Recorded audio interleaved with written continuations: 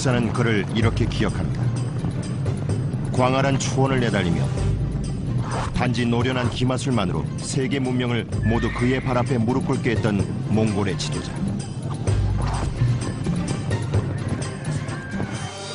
그는 세계의 도시를 약탈하고 수많은 인명을 앗아갔죠. 그는 바로 역사상 가장 잔인한 이민족 지도자로 인식되고 있는 징기스칸입니다. 징기스칸은 거대한 제국과 함께 풀리지 않는 수수께끼를 남기고 세상을 떠났습니다. 그가 정복한 곳으로부터 몽골로 가져온 막대한 양의 보석과 예술품, 식물 등 엄청난 양의 보물은 어디로 사라진 걸까요? 그가 거둔 승리만큼이나 획득한 보물의 양도 엄청났겠죠. 모두 세계에서 가장 귀한 보물들일 겁니다. 하지만 아직까지 단 한 점의 보물도 발견되지 않은 이유는 무엇일까요? 그것이 바로 풀리지 않는 수수께끼입니다. 그 수수께끼를 풀기 위해 미국의 발굴팀이 그의 무덤을 찾아 나설 계획입니다.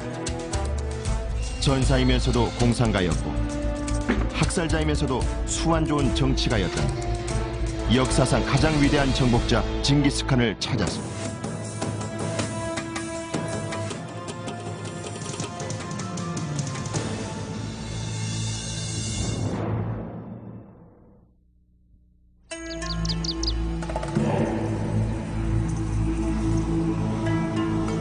몽골 대평원은 800년 전의 모습과 다를 게 없습니다. 800년 전 징기스칸은 이곳에 몽골 제국을 세우고 세계를 정복했죠. 한때는 거대한 제국의 중심지였지만 지금은 역사의 비밀을 깊이 간직한 채 침묵을 지키고 있습니다. 800년이 지난 지금 역사학자들과 과학자들은 그 비밀을 풀기 위해 노력하고 있죠. Certainly the mystery of Genghis Khan's tomb, that we don't know where he's buried, has inspired more than one searcher. And it's become one of the sort of Indiana Jones quest, find Genghis Khan's tomb. 무덤을 발견하면 보물도 찾을 수 있을 테니까요. 그가 사망한 1227년 당시 징기스칸은 세계에서 가장 큰 권력을 지니고 있었습니다. 그는 20년도 안 되는 기간 동안 세계 영토의 절반을 정복하고 로마 제국보다도 큰 대제국을 건설했죠. 모두들 몽골족 군사들의 말발굽 소리만 들어도 두려움에 몸서리쳤습니다. 몽골족에겐 신이었고 적들에겐 악마였던 그는 세상에서 가장 유명한 인물이었습니다. Genghis Khan is the greatest conqueror in the history of the world. Yet he disappeared into the ground, and no one has any idea where he is today. We can look back to Egypt and we find pyramids and tombs going back for thousands of years. Yet this episode that happened only 800 years ago is a greater mystery because it's so close to us in time and yet so completely unsolved. 수많은 고고학자들이 징기스칸의 무덤과 보물을 찾기 위해 노력했지만 모두가 허사였습니다. 구소련과 독일, 일본의 학자들이 모두 이곳을 다녀갔죠. 막대한 비용과 오랜 시간, 최첨단 장비까지 동원한 발굴 작업에도 밝혀진 것은 아무것도 없습니다. Many people thought that there's great reward awaiting them, but whether it's historic forces or supernatural forces or what, I don't know, but something seems to prevent the discovery of the tombs of Genghis Khan and his descendants. 초자연적인 힘, 글쎄요. 확실한 사실은 객관적 기록이 부족하다는 점입니다. 당시 몽골에 대한 기록은 단 한 점이 남아 있습니다. 몽골 역사의 비밀에서는 신화와 전기가 뒤섞여 징기스칸의 생애와 정복기를 기록하고 있습니다. 하지만 중요한 내용이 빠져 있습니다. 그의 죽음에 대한 기록도 거의 없고 그의 무덤이나 보물에 대한 언급은 전혀 찾아볼 수 없죠. 하지만 전해지는 얘기는 몇 가지 있습니다. Among the legends of what happened to Genghis Khan, one is that he was buried into the ground and then horses were driven over the spot in order to obscure it. Another set of stories deal with, and the numbers vary, that 50 soldiers are detailed to bury him. those 50 soldiers are killed by a second 50 soldiers, and then those 50 are killed by another group of soldiers. It was apparently very important to the Mongols of the 13th century to conceal the tomb of their great leader, and they went to tremendous lengths to conceal that tomb. 보물을 숨기기 위해 그의 무덤을 은닉했던 걸까요? 몽골 평원에선 이미 많은 보물이 발굴됐죠. 2001년 한 고고학자 발굴팀은 몽골 국경에서 멀지 않은 시베리아의 한 무덤에서 44파운드의 금을 발견했습니다. 징기스칸보다 훨씬 앞선 2000여 년 전에 이곳을 점령한 스키타이인의 무덤이었지만 무덤의 발견으로 중앙아시아의 유목민들이 지도자들을 보물과 함께 매장한다는 사실이 확실해졌습니다. 몽골족도 마찬가지였겠죠. 하지만 비밀을 풀려면 탐험에 나설 사람이 필요합니다. 희한하게도 그 주인공은 이곳과는 전혀 다른 환경에서 생활하는 사람입니다. 파란 코트를 입은 이가 바로 발굴팀을 이끌어갈 주인공입니다. 전직 시카고 선물거래소 금중개상이며 변호사인 모리 크라비치는 징기스칸의 비밀을 풀어보겠다고 결심했습니다. 그는 먼저 발굴을 도와줄 과학자들과 학자들로 구성된 탐험대를 조직했죠. 그의 관심은 이미 40년 전에 시작됐습니다. Well, it began with the reading of a book which was entitled Genghis Khan, Emperor of All Men, written by a Harold Lamb, and it was a fascinating account of the life of Genghis Khan and of the development of the Mongol Empire. It was intriguing and mysterious and hypnotic, and it encouraged me and aroused me a desire to read more. 그래서 그는 600권의 서적을 더 읽었죠. 몽골족의 통합 과정을 기록한 연대기, 중국과 중동을 상대로 펼쳤던 몽골 전사들의 뛰어난 전술에 대해 설명한 군 역사 서적, 몽골족 침략으로 페르시아가 겪었던 처절한 파괴를 기록한 역사 문서, 수많은 자료를 통해 징기스칸에 관한 모든 정보를 얻었지만 여전히 무덤의 위치는 알 수가 없었습니다. 하지만 힌트가 전혀 없는 건 아니었죠. 1990년대 초반 크라비치는 다양한 자료에서 얻은 단서들을 한데 모으기 시작했고 결국 무덤의 위치를 유추할 수 있었습니다.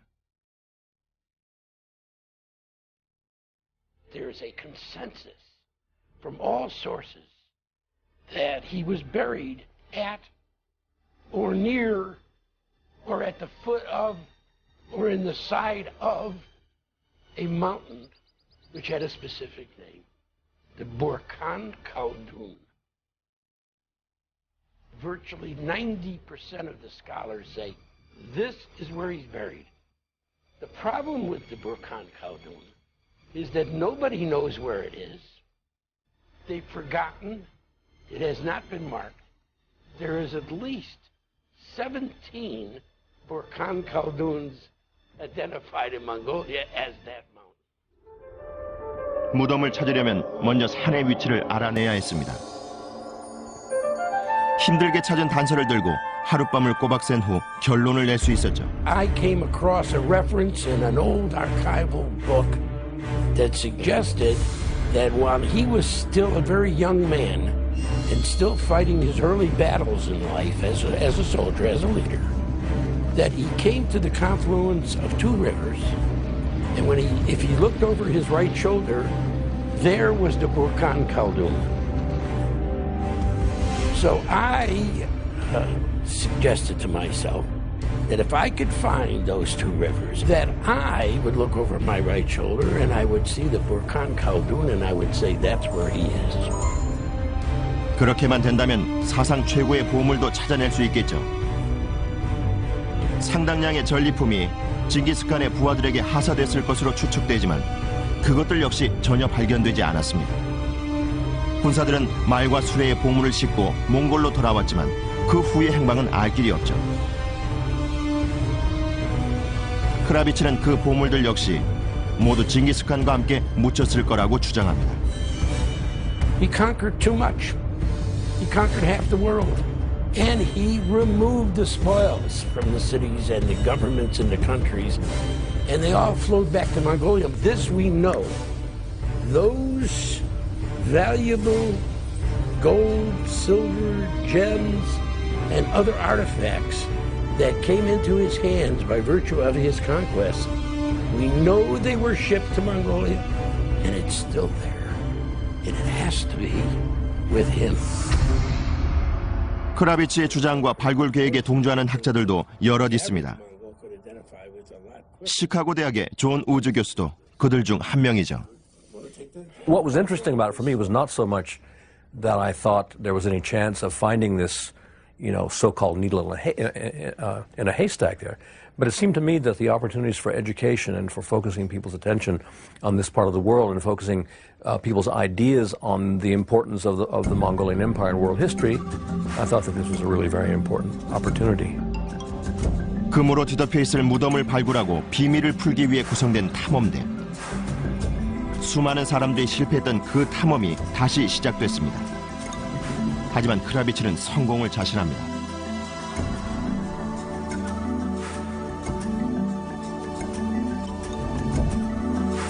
우즈 교수와 크라비치는 이제 수천 마일을 날아서 수백 년 전으로 거슬러 올라갑니다. 몽골 대평원을 가로질러 세상을 움켜쥐었던 위대한 전사를 만나기 위해서.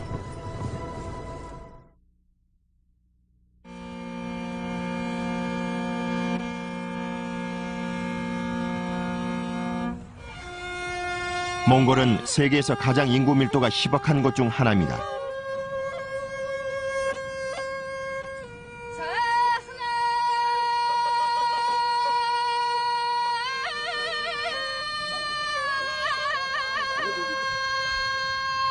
중국과 러시아 사이에 위치한 국가로 영토의 크기는 알래스카 정도지만 대도시는 수도인 울란바토르 한 곳뿐이죠.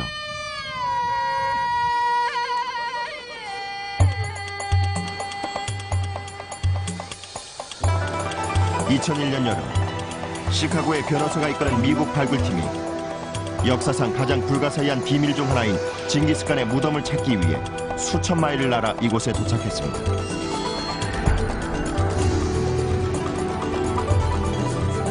하지만 미국인으로만 구성된 팀은 아니죠. 징기스칸의 활동 지역을 안내해줄 몽골의 과학학계 회원들이 팀에 합류했습니다.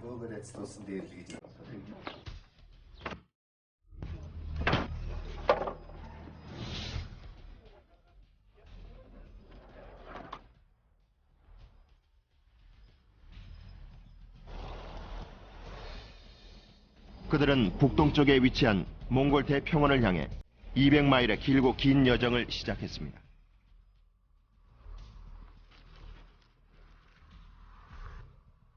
그들은 제물을 준비해 샤먼의 축원 기도를 받았습니다.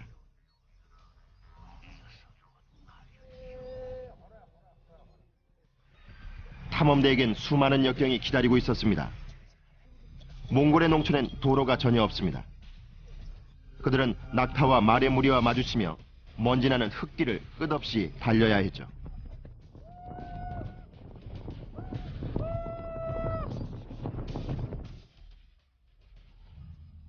And I don't think there's a day that goes by that you don't imagine what this was like 800 years ago with these people. I mean, even the way people live today, you can see remnants of that lifestyle. 징기스칸이 이 평원을 누비던 800년 전과 달라진 점은 거의 없습니다. 그가 살았던 천막집은 지금도 몽골의 지방에서 쉽게 볼 수 있죠. 그는 300야드 밖에 있는 사람도 맞힐 수 있는 궁수를 익혔습니다. 그리고 매년 열리는 20마일 경마대회에서 경쟁하는 이 아이들처럼 걷기도 전에 먼저 기마술을 배웠죠.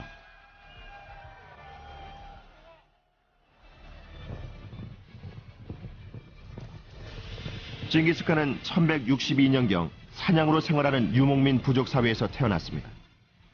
전설에 따르면 그는 태어날 때부터 제왕이 될 운명을 타고났다고 합니다. He was born with a clot of blood clutched in his right fist, which the Mongols read into oministically that this was the sign that he was going to be a great leader.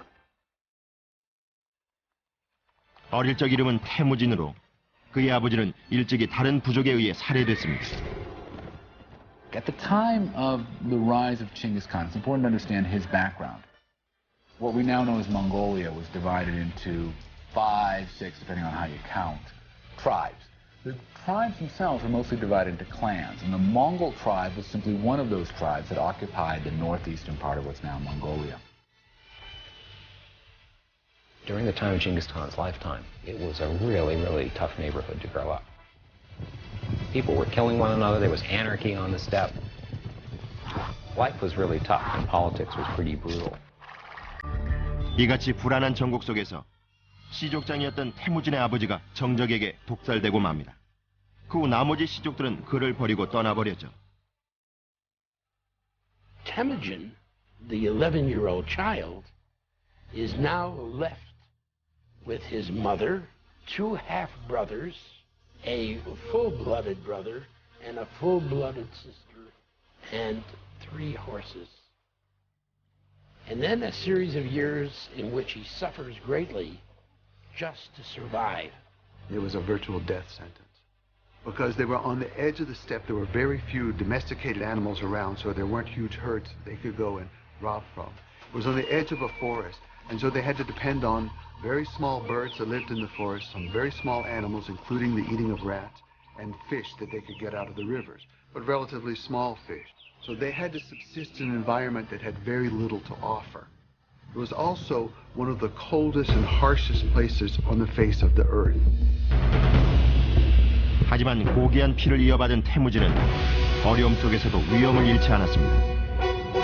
People believed that his lineage, this Borgigan lineage, which is the ruling lineage, was born by a light appearing to their holy ancestors, and then a light coming from heaven, and then that produced the ancestor of their lineage.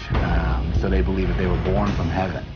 He had this very strong sense of himself as having a hereditary right. I should be the Khan of the Mongols.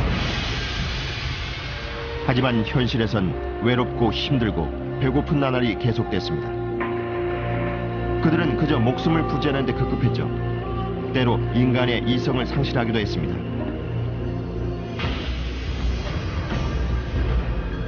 Temujin's father had had another wife who had 2 other sons, and one of those sons, Bektar, was just older than Temujin.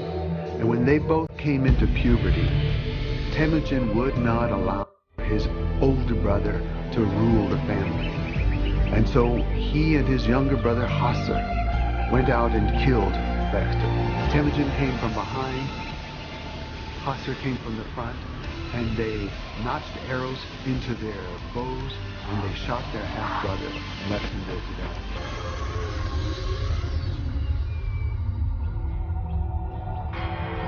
태무진은 어려서부터 피를 보는 것을 두려워하지 않았죠. 어린 시절의 고통스러운 생활은 그를 더욱 강하고 용감하게 만들었습니다. I think it showed that Temujin was willing to take on any enemy, including his own blood. That he was willing to kill, even at a young age. He was willing to risk the anger of everyone in his family, including particularly of his mother. 몇 년 후 그의 굳은 의지를 실험할 사건이 발생했죠.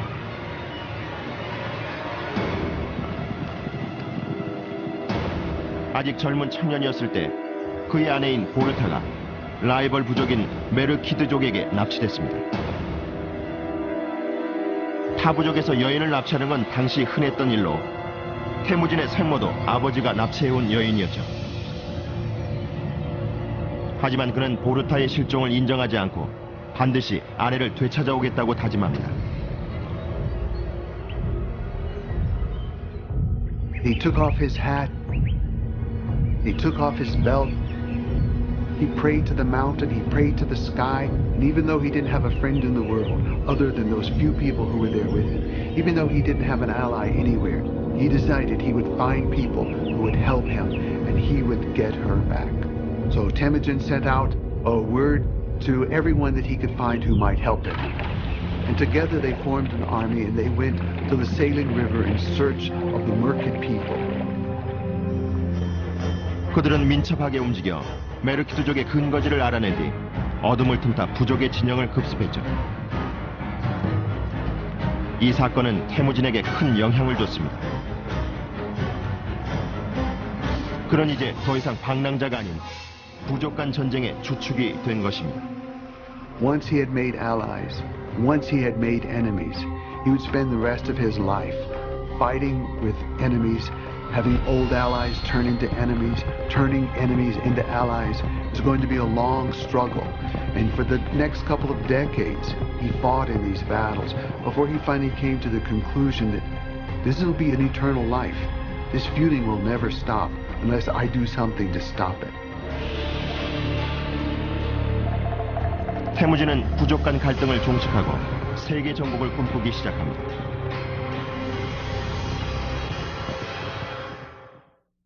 제대로 먹어야 인생이 즐겁죠. 맛있다.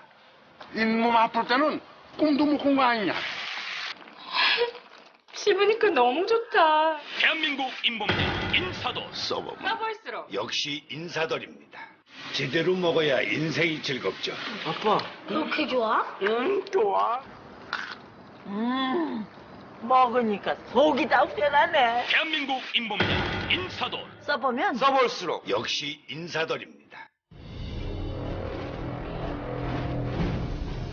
전 세계를 하나로 잇는 위대한 비단길, 위대한 문명을 만들어낸 건축 비법, 이 잊혀진 제국의 건설을 파헤친다. 최첨단 기술로 완벽하게 복원한 제국의 건설.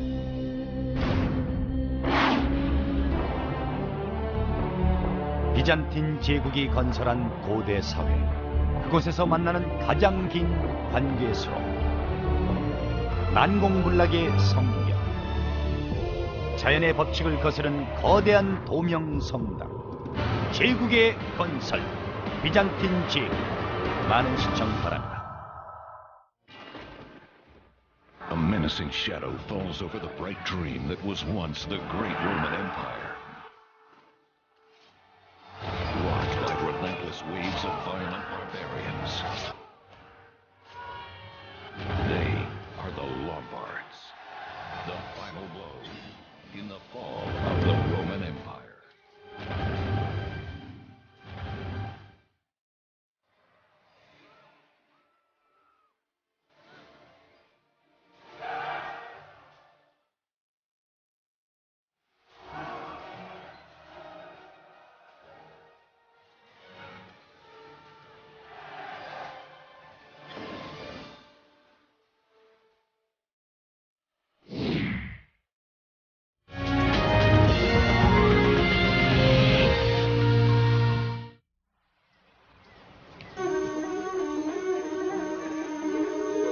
발굴팀은 몽골 북동쪽 징기스칸이 어린 시절을 보낸 지역에 다다랐습니다.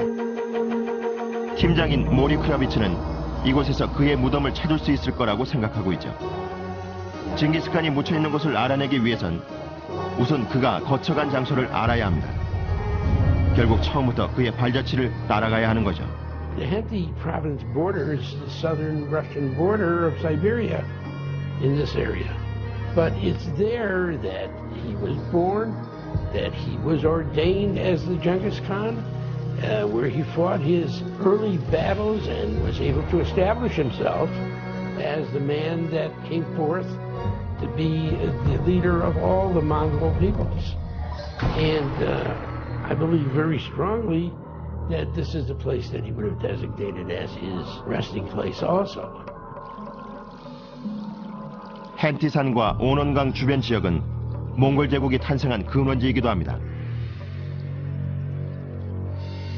태무진이란 이름의 청년이 야욕을 불태우며 역사상 가장 위대한 정복자인 징기스칸으로 다시 태어난 곳입니다. Genghis Khan was born and grew up in this world of constant raiding, kidnapping of women, plundering of camps, stealing of all goods and animals. He grew up in that world, and he mastered it, and he triumphed within it after a couple of decades. He became the best at it, but he realized there was no end to it, that his children would be fighting the same battles. I think it came with the maturity of age. He was no longer a young man by the time he recognized this. He was in his late 30s and early 40s, and he decided that he wanted to create peace on the steppes. 하지만 평화와 통일도 전쟁을 통해야만 이루어지는 것이었습니다. He wanted to end the cycle of violence. His way of ending the cycle of violence, though, was to finally annihilate the other party so much that they will never, ever think of attacking us again. 1202년 태무진은 추종자들을 이끌고 그의 숙적인 타타르족과 치열한 전쟁을 치릅니다. 아버지를 죽인 타타르족에게 복수하려는 태무진의 개인적인 감정이 개입된 전쟁이었죠. 태무진은 무자비했습니다. They did away with all the people of that nation, of that tribe, who were higher than Lynchpole. Lynchpole probably about 3.5, maybe 4 feet high. If you were higher, that means you were old enough to be a possible enemy. If you were smaller than that, then you could maybe be incorporated into our people, and that's what happened with the children. He certainly did decimate them. It's not that it's some sort of genocide and that he's trying to destroy the whole race, but he certainly destroyed all the people who were able to mount any kind of opposition to him. 정적을 제거하는 것은 그의 전략적 비전 중 일부였습니다. He recognized that you can get the loyalty of common people very easily by giving them more justice than the people who had ruled them in the past had given them. But you can never win over the powerful. They will never be loyal to you. And so he began a policy then that he followed throughout his life of killing off the leaders of the old group and incorporating the followers into your own followers. 기존의 법률이 전무한 상태라 태무진은 스스로 새로운 부족 사회 구조와 계층 간의 충성 관계를 만들어냈습니다. Genghis Khan came to power in a rather unusual way. That is that most Nomad leaders come to power as the leaders of their own tribe. So what they tend to do is appoint their relatives. Genghis Khan tended to appoint only people that he knew personally. That is, it didn't matter that you might have been born a household servant, or you might have been born into an enemy clan, or that you weren't related to Genghis Khan.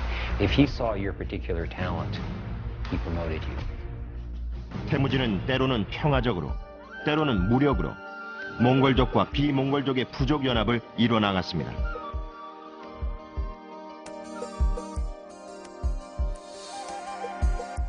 마침내 태무진은 이전까지 아무도 시도하지 않았던 몽골 지역 내 모든 부족의 통합에 성공했습니다. And he said, no matter what tribe you're from, you're all Mongols now. And you have one standard. We are one family.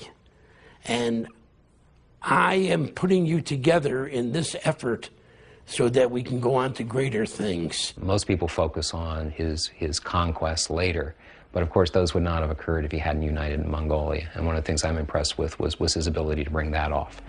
By all odds, he should not have been able to do that. 1206년 오논강이 흐르는 헨티산의 산자락에서 몽골족은 태무진을 모든 유목민의 우두머리로 선출했습니다.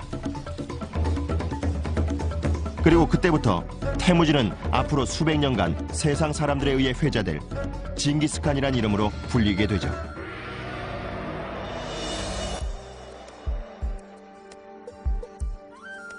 이 지역에서 태어났으니 다시 이곳에 묻혔을지도 모릅니다. 발굴팀은 이곳에서 조사를 시작합니다. 이제부턴 시간과의 싸움이죠. 몽골 지역의 혹독한 기후 때문에 시간이 얼마 없습니다. 몇 달 후면 영하 50도의 매서운 추위가 몰려올 겁니다. You're suggesting that it's this one here. The most northern, the one the northernmost one. This whole area is called the... 발굴팀은 단계적인 조사 계획을 세웠습니다. 지난 2000년 여름에 이 지역을 답사한 결과 면밀한 조사가 필요한 지역을 세 군데로 좁힐 수 있었습니다. The main purposes of the expedition this year were to look at these sites in more detail with the hope of being able to eliminate at least two of them to begin then to focus in our third year to focus on a single area or a single site. 그 첫 번째 후보는 선택의 여지가 없죠. 많은 학자들과 몽골인들은 징기스칸이 부룩한 칼돈이라는 신성한 산에 묻혀 있다고 믿고 있습니다. 어릴 적 자신을 품어주고 전사가 돼선 그의 안위를 돌봐줬던 그 산에 묻혔을 거라는 추측이죠. 부룩한 칼둔에 대해 언급한 자료는 없지만 현지인들은 헨티 산지에서 가장 높은 산일 거라고 추측합니다. 이곳은 아직도 제물이 바쳐지는 신성한 장소입니다. 하지만 산을 조사하는 게 그리 쉬운 일은 아니죠.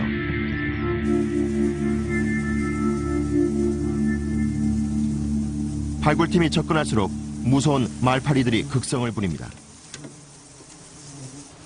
It was absolutely incredible. It's fly season. Yeah. We've noticed. These things could bite right through your clothes. Through an ordinary shirt that you'd be wearing could bite right. They were just everywhere.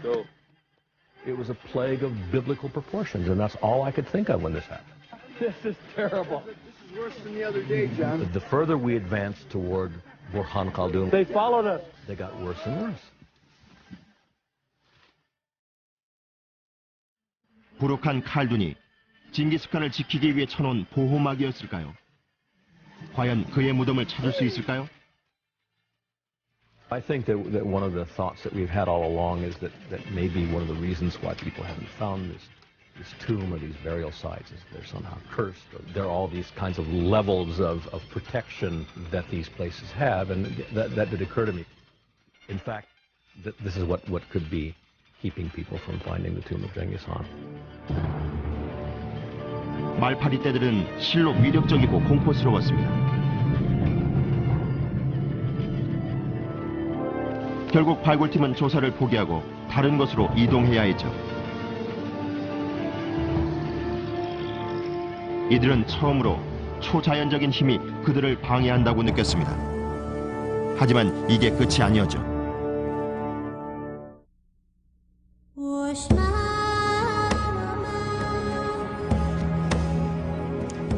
징기스칸의 발자취를 뒤따르는 과정에는 혹독한 고난이 동행했습니다. 발굴팀은 유목민의 생활이 얼마나 고된지를 몸소 깨달았습니다. 수면을 위한 이동식 천막은 거의 제 기능을 하지 못했습니다. 텐트를 설치하고 걷기를 수도 없이 반복했죠. 또한 말의 젖과 마멋고기, 부위를 가리지 않는 양고기 등 구미가 전혀 당기지 않는 음식을 먹어야 했습니다. Mongols like it. What's inside? Oh, it's just the head? It's just head and the leg. Mongolians eat almost entirely an animal-based diet, milk and meat and cheese, and that's about it. Most of us have been brought up in societies that are based on agriculture. Here you have a society in which there is virtually no agriculture whatsoever. It's a very, very tough way of life. 하지만 이렇게 척박한 땅에서의 유목 생활이야말로 징기스칸과 몽골족의 세계 정복을 가능케 한 원동력이었습니다. There are all kinds of things built into the Mongolian way of life, much of which is still in place today, that points us to some of the qualities of those issues that were going to make the Mongols successful warriors, particularly when they were fighting against sort of very ponderous, heavy, traditional armies. Think about nomadic life. What is it? It's coordinated movement. You can pack up your whole house, your entire economy, move it to another place and be back in operation in a few hours. Think about the advantages that gives any kind of army, because the difficulty of moving an army in a supply train are really horrendous. 몽골 군사들의 기동력은 그들이 가진 최대 장점이었습니다. 더불어 그들의 힘찬 말발굽 소리는 그들의 가장 무서운 무기였습니다. The real key to their success was the number of horses. This was something that everybody marveled at. The average Mongol soldier would go into battle with at least 2 extra horses. The wealthier Mongols would go in with 4 or 5 horses. And so that also meant that they could move far quicker, because they could ride on one. When it gets exhausted, they would get off, switch mounts, ride another, and keep on going at a very high pace. 놀라운 것은 말의 개체 수만이 아니었죠. 몽골 군마들의 힘과 지구력은 믿기 어려울 정도였습니다. 몽골인들의 세계 정복을 도왔던 말은 기품 있는 순혈종이 아닌 짧은 목의 조랑말이었습니다. 몽골에선 지금도 흔히 볼 수 있는 말이죠.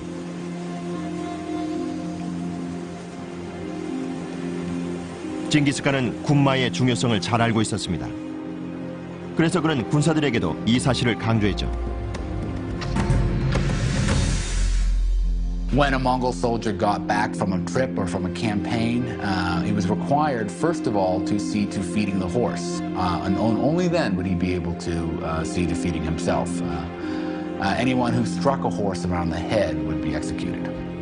So to whip a horse on the head was a very grave offense.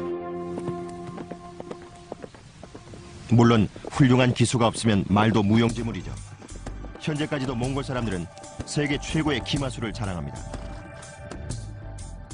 어릴 적부터 승마를 배우죠. 한 지방에서 열린 20마일 경마대회에선 안장도 없이 말을 탄 9살의 소년이 우승했습니다.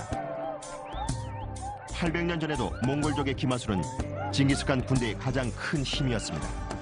It was certainly maneuverability.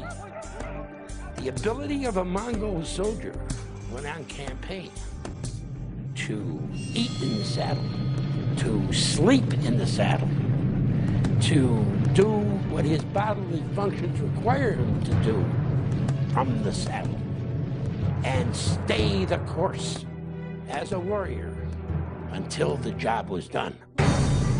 They moved in areas and in speeds that the adversaries could not even calculate.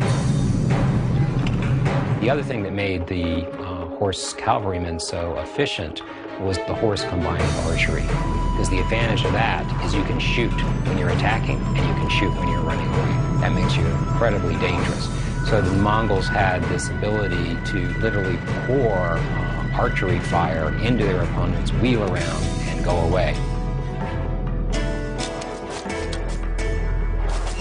몽골 군사들은 얇게 자른 나무와 꿀로 만든 복합궁을 사용했는데 잉글랜드의 활보다 2배의 힘을 낼 수 있고 화살도 100야드 정도 더 멀리 날아갑니다.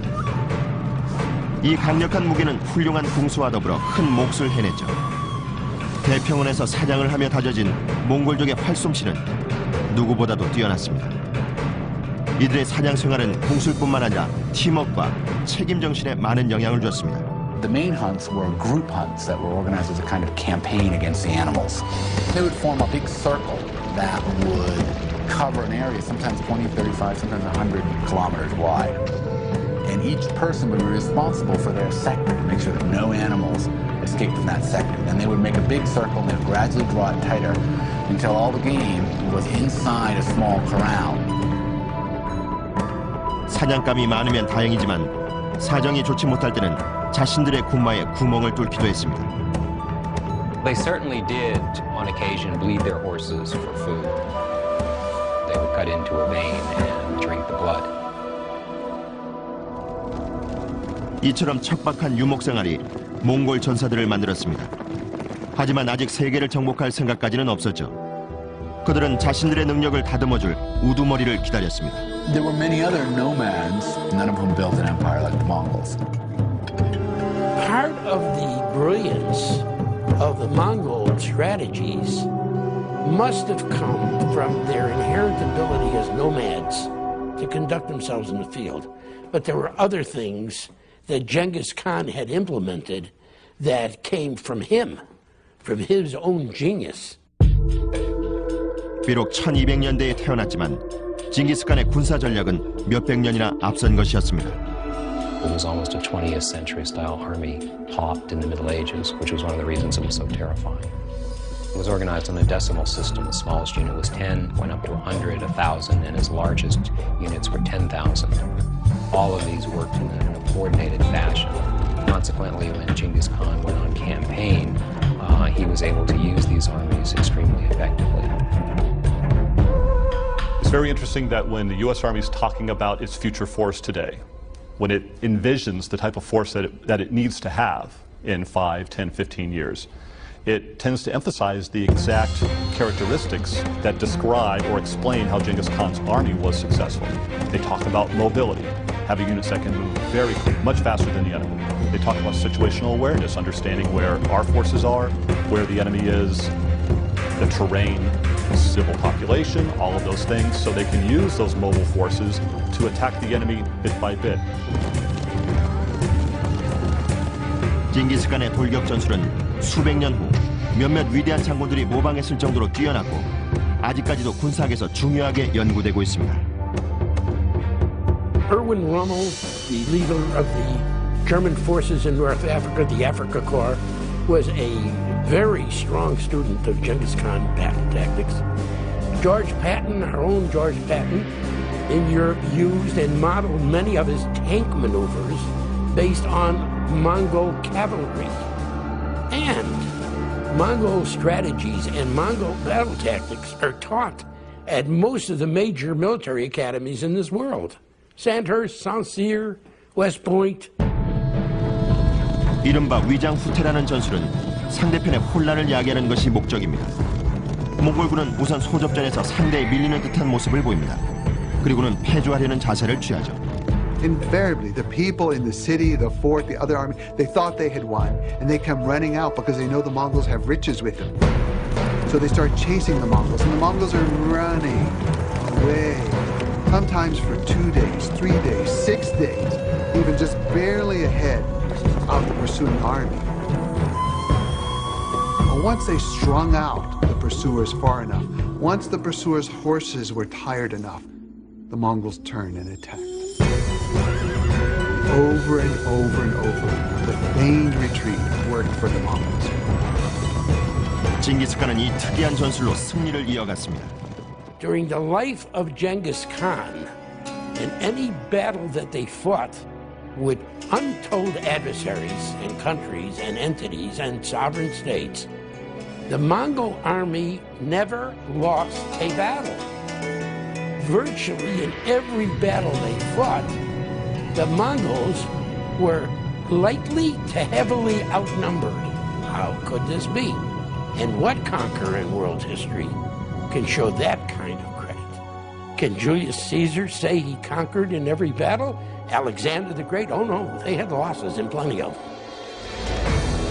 Not this man. 그는 기세를 몰아 밖으로 눈을 돌렸죠. 역사상 가장 특이하고 잔인했던 몽골군의 첫 희생양은 바로 이웃나라 중국이었습니다.